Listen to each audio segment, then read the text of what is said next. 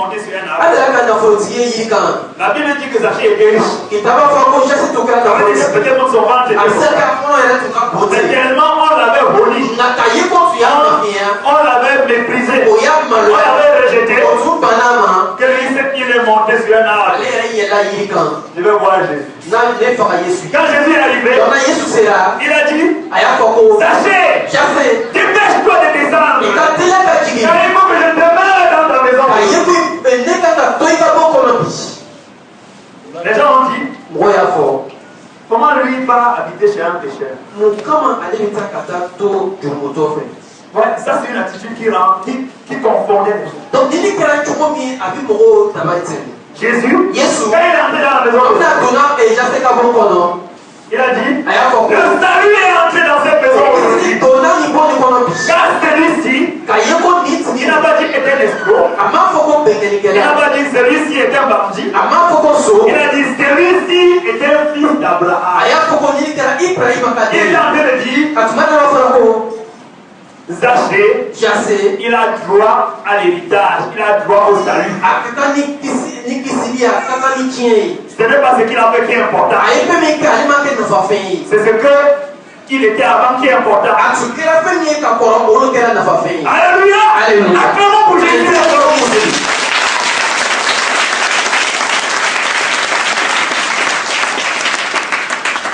Donc, les gens voyaient l'escroc.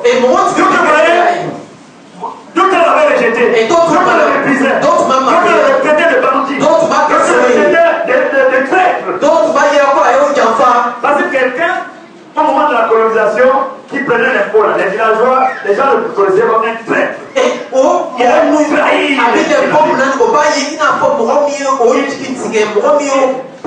Il s'est cherché au colon pour nous exploiter. C'est pas ça. Jésus vient. Il dit c'est toi. Il faut que je demeure dans ta maison. Jésus voyait les gens différents. De la manière dont les autres étaient.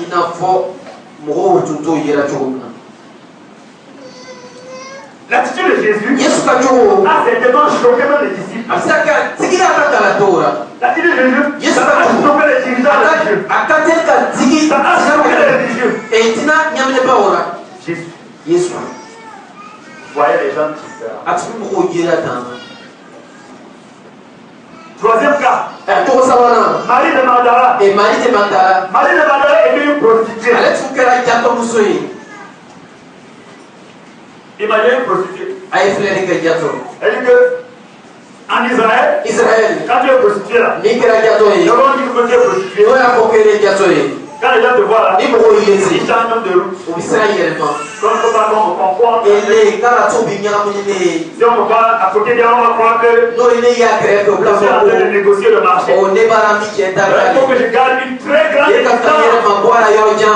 Jésus est allé et l'a sauvé.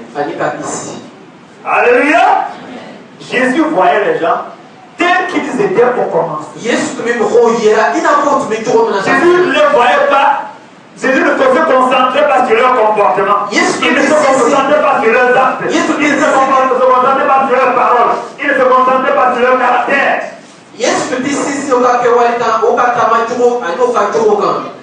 Pour réussir, nous allons réussir dans le bien des âmes. Nous allons réussir en tant qu'ambassadeur. Il faut que notre vision des hommes change. Il faut que la manière dont tu te vois toi-même change.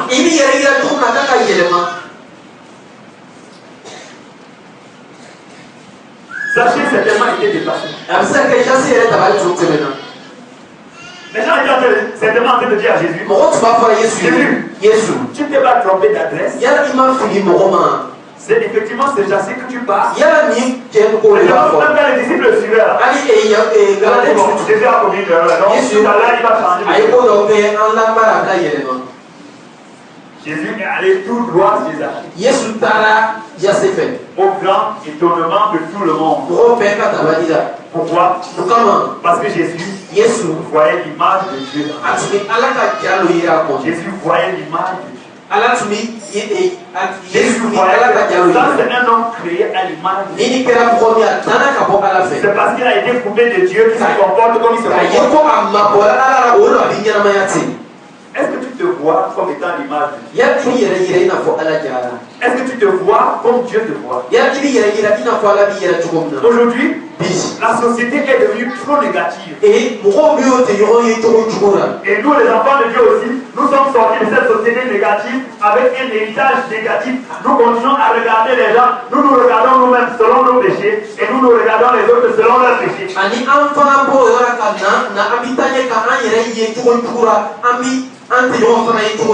Et comme ça, nous trouvons difficile de leur parler parce que nous ne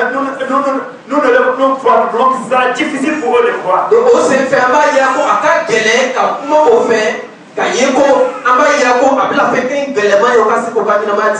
Gloire à Dieu. Comment Jésus voyait les gens?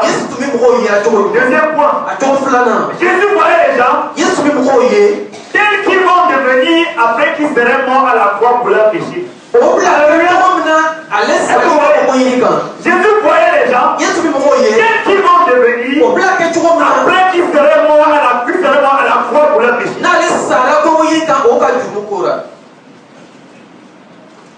Vous comprenez, non? Quand Jésus voyait l'homme, il le voyait tel qu'il va devenir quand il sera mort à la croix pour ses péchés. Jésus ne voyait pas les gens tels que les hommes les voyaient. Jésus ne voyait pas les gens tels que les dirigeants religieux les voyaient. Nous avons besoin que Dieu nous visite pour ôter les voiles de nos yeux, afin que nous voyons les gens comme Jésus les voit. Alléluia. Alléluia. Alléluia. Donc Jésus voyait les gens tels qu'ils vont devenir quand il sera parti à la croix, prendre leurs péchés sur lui, prendre leurs maladies sur lui, prendre leurs douleurs sur lui, prendre leurs malédictions sur lui, et leur donner le pardon, et leur donner la santé, et leur donner la délivrance, et leur donner la bénédiction. C'est comme ça que Jésus le voyait.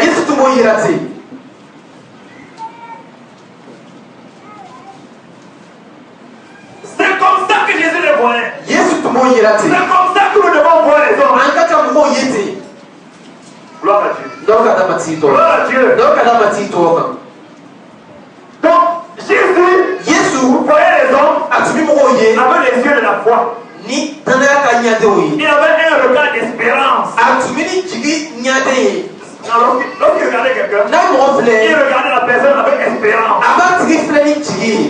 Bientôt, pardonné, alléluia, guéri, délivré, béni, enrichi, dans l'abondance. C'est comme ça que Jésus voyait les gens. Oh, il faut que notre perception change. Il faut que la manière dont nous voyons les gens change. Il faut que ça change. Comment est-ce que tu te vois? Est-ce que tu te vois comme pardonné? Délivré. Guéri. Même s'il y a encore une maladie dans ton corps, tu vas te voir guéri. Tu vas te voir guéri. Le Saint-Esprit va agir pour que tu maintenant bénéficies de ce que Jésus a fait pour toi. Comment est-ce que tu te vois? Comment est-ce que tu te vois? Est-ce que tu te vois pauvre? La Bible dit Jésus s'est fait pauvre à la croix afin que par la pauvreté nous soyons enrichis. Comment est-ce que tu te vois? Est-ce que tu te vois en espérance? Ou tu te vois dans la réalité présente? Comment est-ce que tu te vois? Ça va déterminer la manière dont tu vas voir les autres. Est-ce que tu te vois en train de tomber dans le péché? Ou tu te vois en train de grandir pour devenir de plus en plus semblable à Jésus? Comment est-ce que tu te vois?